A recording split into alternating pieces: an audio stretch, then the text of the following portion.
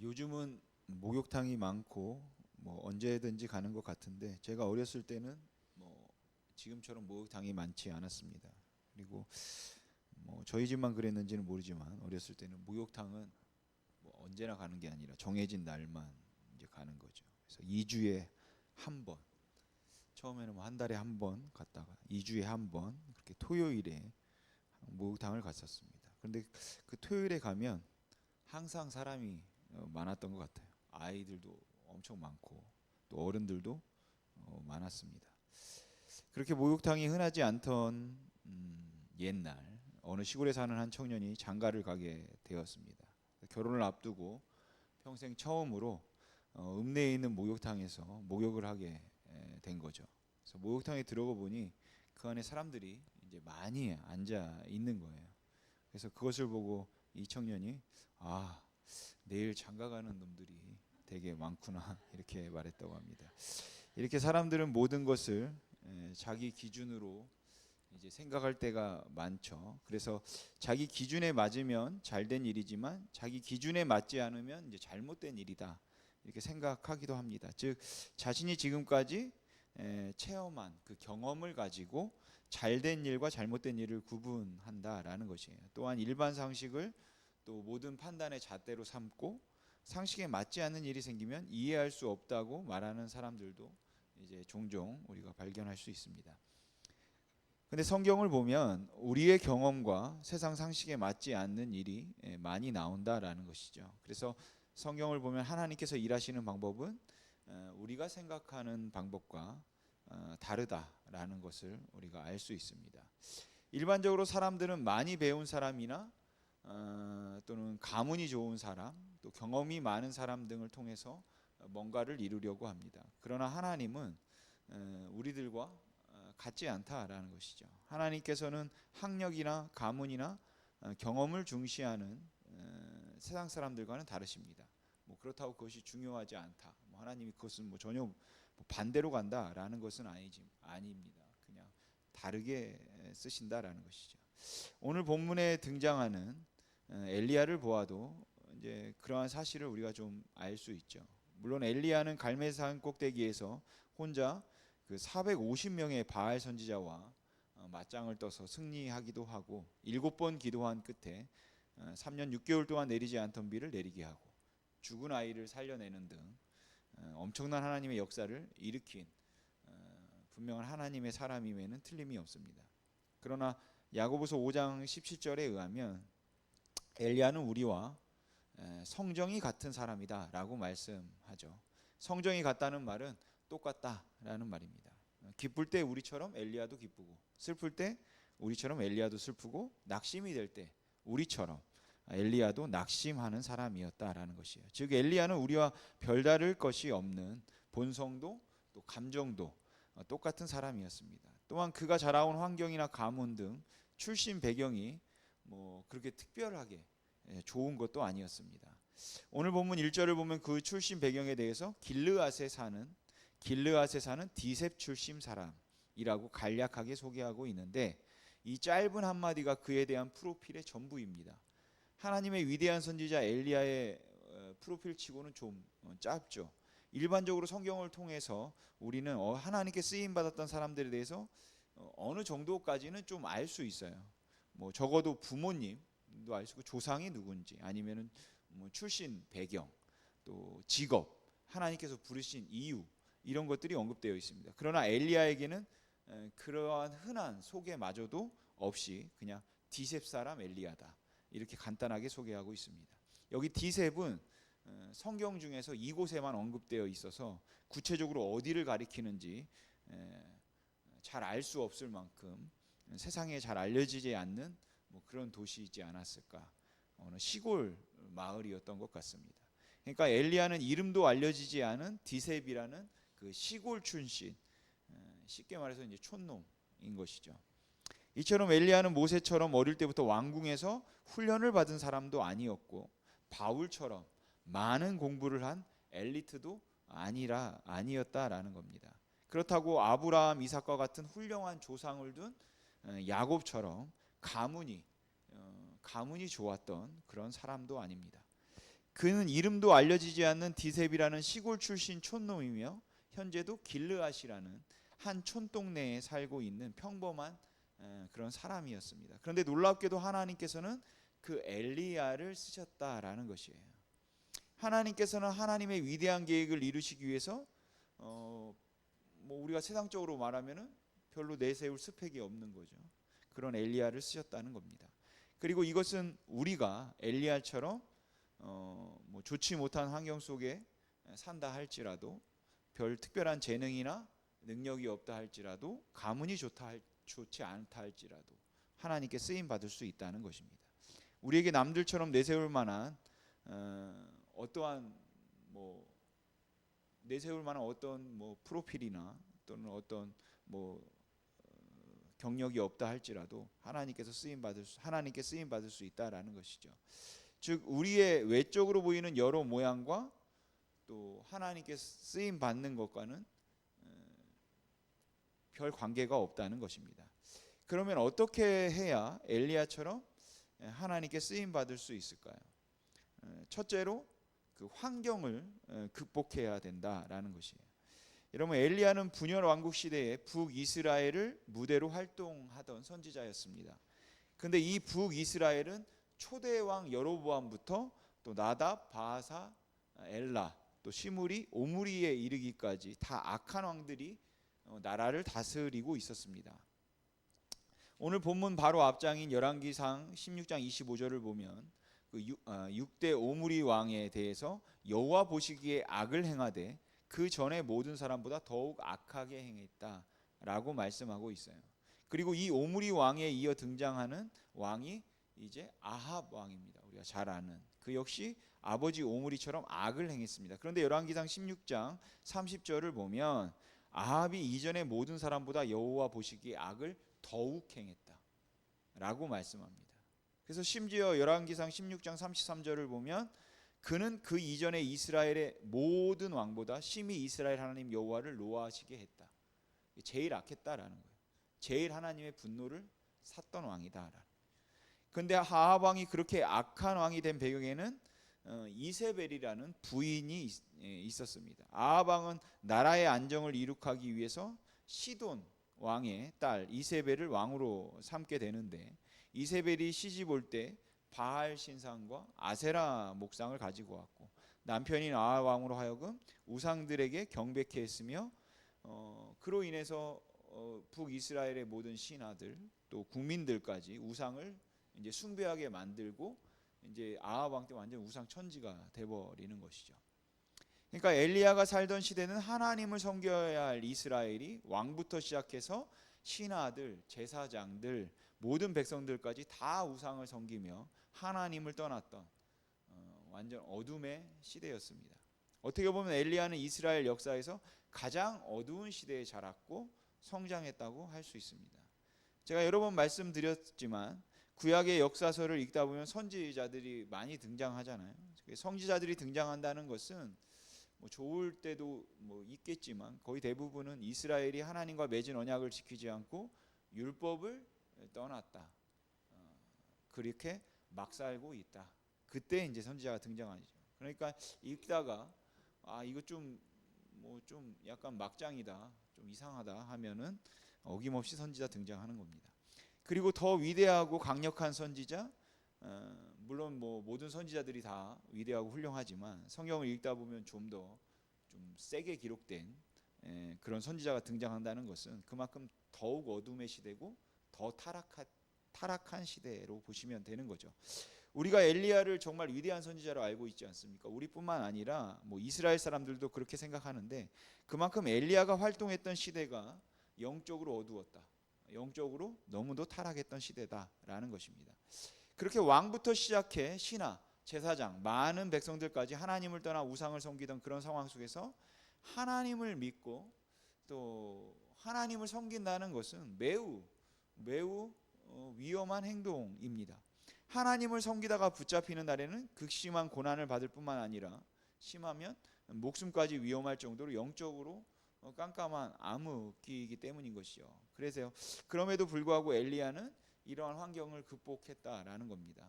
처한 환경 때문에 절망하고 낙심한 것이 아니라 하나님을 믿는 믿음으로, 하나님을 의지함으로 절망적인 상황, 그 환경을 극복했다라는 것이죠.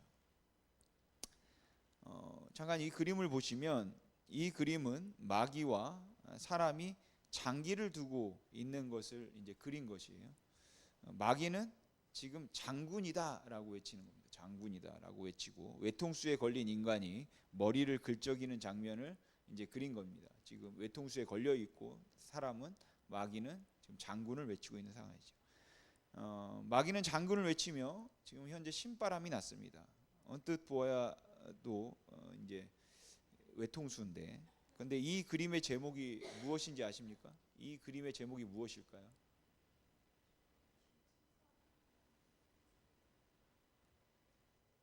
최후의 한 수는 언제나 남아있다. 그러니까 이 그림의 제목입니다. 때로는 우리가 보기에는 마지막인 것 같고 모든 것이 끝날 것 같을 때가 있습니다. 하지만 여러분 기억하십시오. 언제나 최후의 한 수, 역전시킬 수 있는 마지막 한 수는 남아 있습니다. 몸이 아파서 여러분 절망하고 있으십니까? 아니면은 하시는 일들이 안 되어서 낙심하고 있으십니까?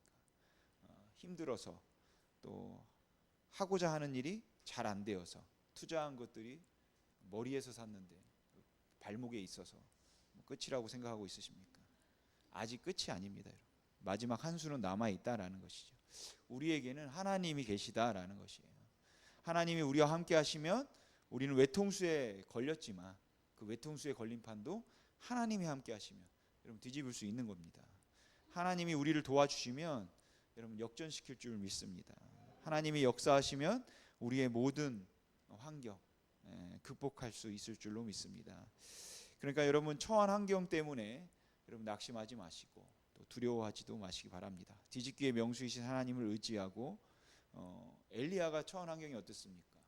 정말 이스라엘 역사상 가장 악한 왕이 다스리던 그런 시대, 모든 사람들이 우상을 숭배하던 그런 시대, 영적으로 어둠 가운데 있었고 타락했던 그 시대에 하나님께서 엘리야를 사용하셨는데, 그때 하나님을 믿는다는 것은 너무나 힘든 상황이고, 믿음을 지킨다는 것, 어떻게 보면 아합 왕의 마음에 들어서, 이세벨의 마음에 들어서 호의호식하면서 편하게도 살 수 있는 것이에요, 사실. 그러나 그러지 않고 그는 그 환경을 극복했다라는 것이죠. 저와 여러분들도 그런 엘리야의 믿음처럼 되기를 소망합니다. 둘째로 타협하지 않아야 된다라는 것이에요. 여러분, 하나님은 세상과 타협하지 않는 사람을 쓰십니다.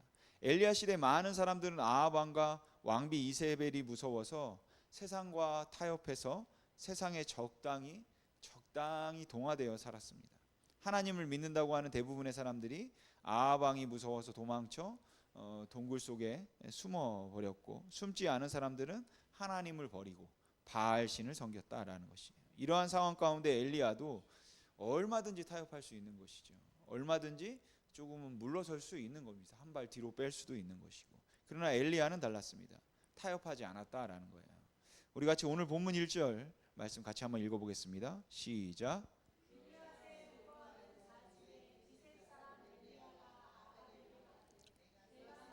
이스라엘 하나님 여호와께서 살아계심을 두고 맹세하노니 내 말이 없으면 수년 동안 비도 이슬도 있지 아니하리라 하니라. 아멘. 여러분, 이거는 굉장히 위험한 행동이죠. 지금 아합은 누구를 섬기고 있습니까?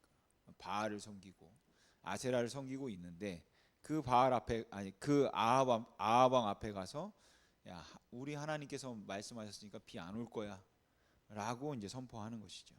잘못하면 아합 왕에 의해서 엘리야는 당장 그냥 바로 잡혀가지고 목베임을 당할 수도 있고 죽을 수 있는 상황입니다. 왜냐하면 아합은, 하나님은 지금 나 몰라라 하는 상황이잖아요. 우상을 숭배하고, 그 우상을 숭배하는 게 우리가 잘 사는 거고 농사도 잘 되고 그런 비결이라고 믿고 있었기 때문인 것이죠. 그런데 엘리야는 타협하지 않았다라는 거예요. 오히려 죽음을 각오하고 하나님의 메시지를 아합 왕 앞에 담대하게 선포하는 겁니다. 여러분들은 어떻습니까? 혹시 예수 믿는다는 것이 알려지면 우리가 다른 사람들로부터 좀 소외당할까 봐, 직장에서는 또 사회에선 예수 믿지 않는 척 적당히 타협하고 있지는 않습니까? 뭐 비즈니스가 어려워지기 때문에 신앙생활하지 않는 척, 또 경쟁자에게 뒤처지기 때문에 세상 사람들이 사용하는 변칙적인 방법들, 이런 것들을 뭐 동원하고 있지는 않습니까? 여러분, 한때는 기독교인들이 세상을 향해 세상에 있는 은과 금은 내게 없지만 내게 있는 것으로 내게 주노니 곧 나사렛 예수 이름으로 일어나 걸으라 라고 자신 있게 말했던 적이 있습니다. 그러나 오늘날 교회를 다니는 사람들은 제발 우리를 이상한 사람으로 보지 말아라. 우리는 그냥 주일날 교회만 갈 뿐이지 다른 모든 면에서 당신들과 똑같습니다 라고 말한다라는 것이에요. 여러분, 혹시 교회 다니는 것을 사람들이 이상하게 취급할까봐 더욱 세상 사람들과 똑같이 행동하려고 노력하지는 않습니까? 여러분, 교회에 다닌다, 하나님을 믿는다 하면서 성경적인 삶과 세상적인 삶을 섞어놓은 그런 혼혈 기독교인의 생활을 하고 있지 않냐라는 것이죠. 명심하십시오. 십자가의 기독교는 세상의 비위를 맞추려고 아첨하지 않습니다. 과거의 기독교인들은 세상의 비위를 맞추려고 애쓰지 않았습니다. 오히려 십자가를 지고 하나님, 우리가 여기 있사오니 우리가 의지할 분은 하나님뿐이오니 우리를 도와주십시오라고 기도했습니다. 성경적 원리에 우뚝 서서 세상과 타협하지 않고 세상적인 것들을 버리고 오직 하나님만을 의지하고 하나님만을 바라며 나아갔다라는 것이에요. 마찬가지로 우리도 성경적 원리에 우뚝 서서 나의 삶의 세상적 것들을 버리고 하나님만을 바라보며 나가야 될 줄로 믿습니다. 다니엘을 통해 이방 나라 왕들이 살아계신 하나님을 인정했듯이, 뭐 느부갓네살도 그러고 다리오도 그랬는데, 물론 그 인정했다는 것이 하나님을 뭐 믿었다, 뭐 그가 뭐 회심했다, 뭐 그런 의미는 뭐 아닌 것 같지만, 그래도 그들이 온 천하에 하나님의 위대하심을 선포하고 인정했는데, 여러분의 삶이 다니엘과 같이 하나님 말씀의 원리 위에 우뚝 서 있고 세상과 다르다면 세상 모든 사람들이 여러분을 통해 사랑하신 하나님을 인정할 줄로 믿습니다. 여러분, 세상은 하나님의 법칙이 아닌 세상의 법칙을 따라 살아야 한다라고 말해요. 세상 사람들은 변칙적인 방법을 사용해야만 성공할 수 있다라고 가르칩니다. 그러나 로마서 12장 2절은 어떻게 말씀합니까? 너희는 이 세대를 본받지 말고 오직 마음을 새롭게 함으로 변화를 받아 하나님의 선하시고 기뻐하시고 온전하신 뜻이 무엇이든지 분별해라, 이렇게 말씀합니다. 여러분, 이 세대를 본받지 마시고 세상과 타협하지 않기 바랍니다.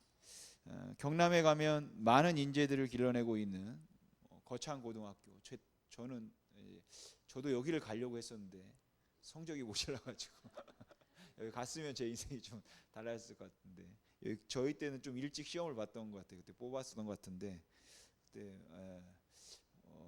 아무튼간에 성적이 안 된다고 그랬던 것 같아요. 전교 제가 15등 정도 안에 들었었는데도 못 갔습니다. 아무튼 그래서 원서를 못 했었는데, 지금도 어떤지는 잘 모르겠습니다. 거창고등학교 유명한 학교지 않습니까? 많은 인재를 길러내고 또 기독교 학교인데, 여러분들도 한 번쯤 들어보셨을 건데, 그 학교에서는 졸업하는 학생들에게 그 직업 십계명을 가르친다라고 그래요. 그래서 그 내용이 이런데, 뭐 이렇게 여러 가지가 있는데 몇 개 읽어보면, 내가 원하는 곳이 아니라 나를 필요로 하는 곳을 택하라. 모든 조건이 갖춰진 것을 피하고 처음부터 시작해야 하는 황문제를 택하라. 앞다투어 모여드는 곳에는 절대 가지 마라. 아무도 가지 않는 곳으로 가라. 그 다음에 8번째 보면, 한가운데가 아니라 가장자리로 가라. 왕관이 아니라 단두대가 기다리고 있는 곳으로 가라. 물론 뭐 이 내용이 다 뭐 옳다, 맞다, 뭐 그럴 수는 없지만, 이러한 또 어떠한 뭐 조금은 다른 가치관을 또 심어주고, 그런 가치관을 가지고 세상을 살아갈 그런 또 인재들을 키워내는 곳이라고 할 수 있겠죠. 그래서 그런지 거창고 졸업생들은 이런 자부심을 안고 세상에 나가서 우리는 빛과 소금이 되어야 된다, 그러한 자부심을 가지고 역할을 감당하는 것 같습니다. 그 거창고 50회 졸업식에서 여러분들도 한 번쯤 들어봤을 텐데, 졸업생이 이런 답사를 했다고 해요. 졸업생이 여기서 거고인은 이제 거창고등학교 졸업생을 말하는 건데, 거고인 건축가가 세운 다리는 무너지지 않고, 거고인 농부가 키운 작물은 안심하고 먹을 수 있고, 거고인 의사는 사람의 목숨을 무엇보다 소중히 여긴다. 거고인 판사가 내린 판결은 믿을 수 있고, 거고인 작공이 만든 옷은 단추가 잘 떨어지지 않으며, 거고인 선생님에게는 안심하고 자녀를 맡길 수 있다. 거고인 관리는 뇌물을 받지 않고, 거고인 기자는 거짓을 전하지 않으며, 거고인 역사가는 그 무엇보다 진실에 목말라 한다.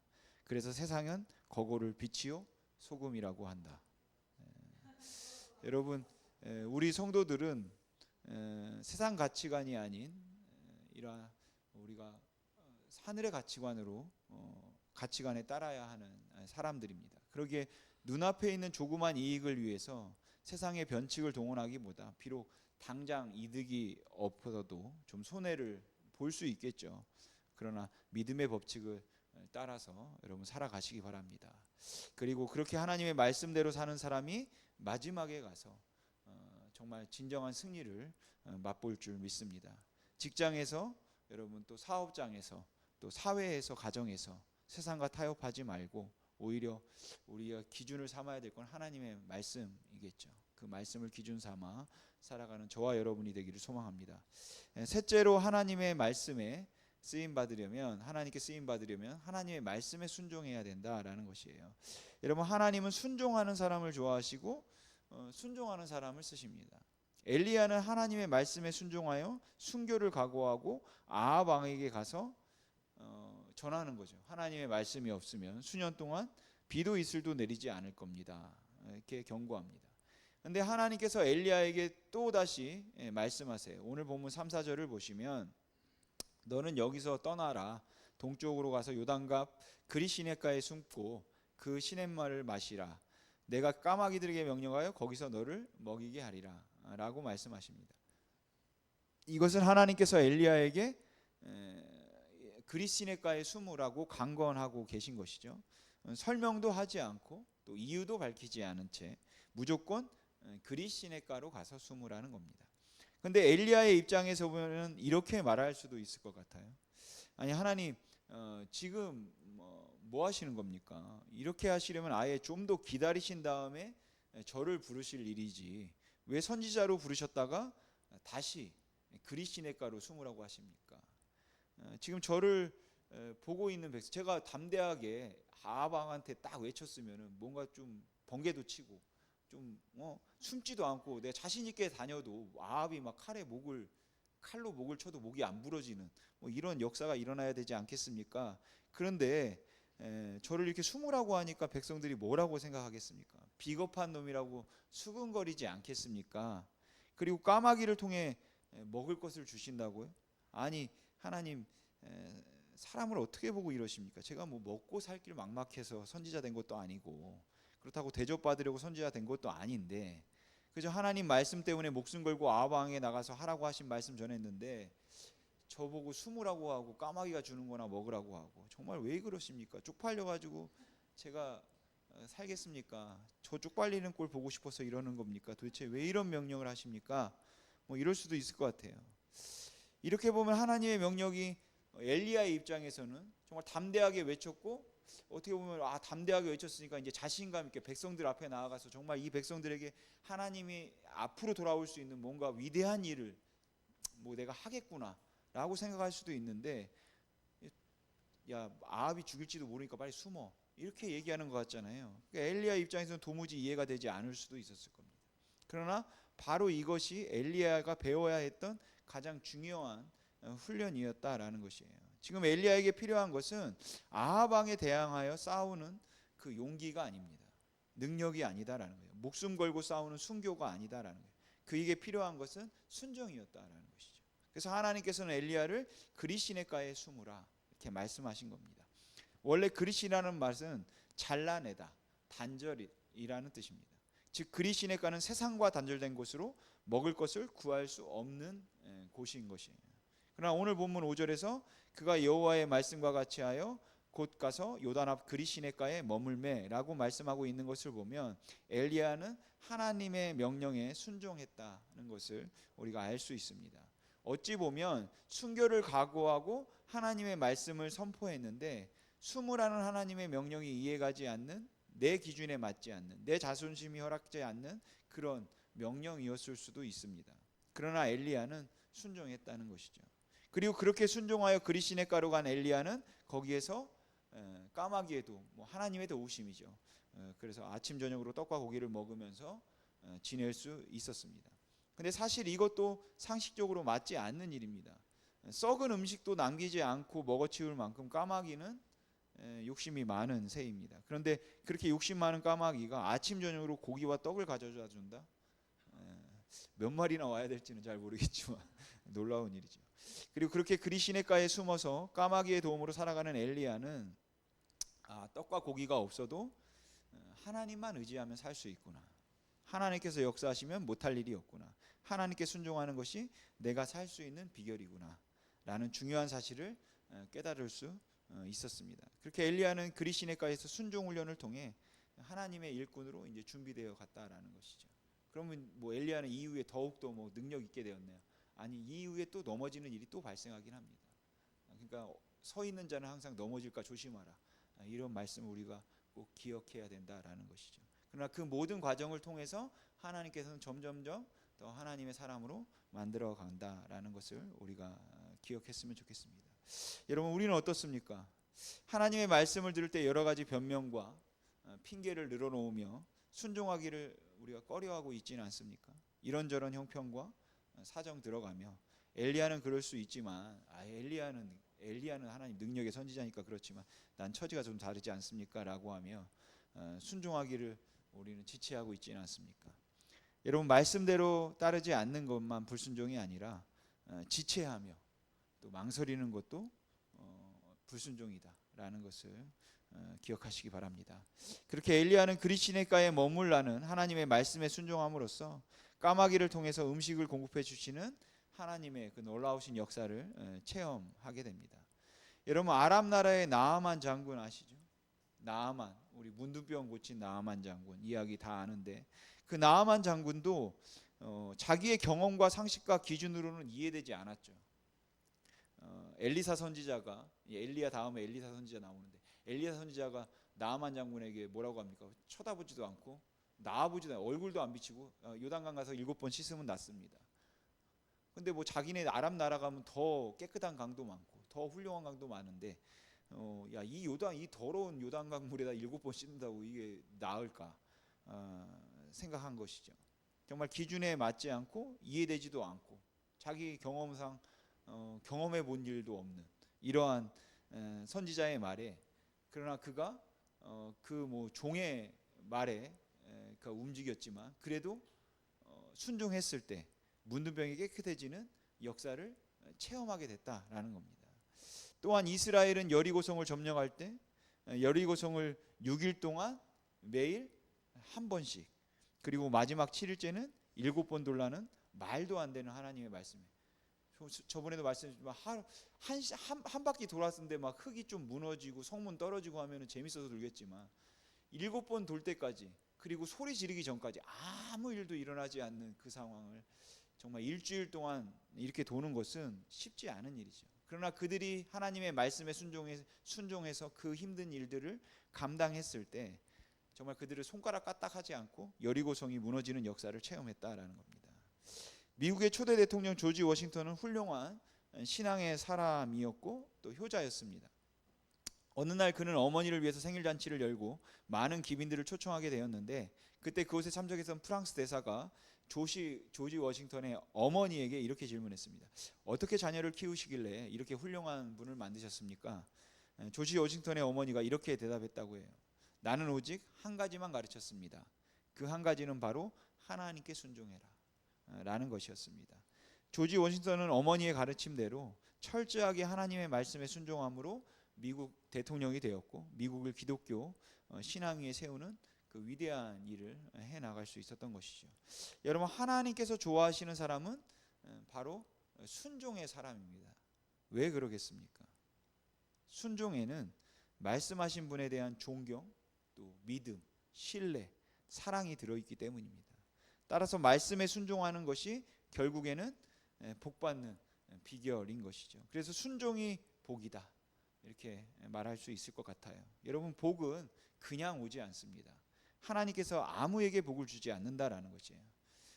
물론 눈에 보이는 복도 복이겠지만 무엇보다 삶에서 하나님의 임재를 느끼고 그 하나님의 다스림을 누릴 수 있는 것, 그 예수 그리스도가 우리에게는 복이잖아요. 그 예수 그리스도와 우리가 동행하는 것, 그 임마누엘 하는 것, 그것이 복이라고 생각하거든요.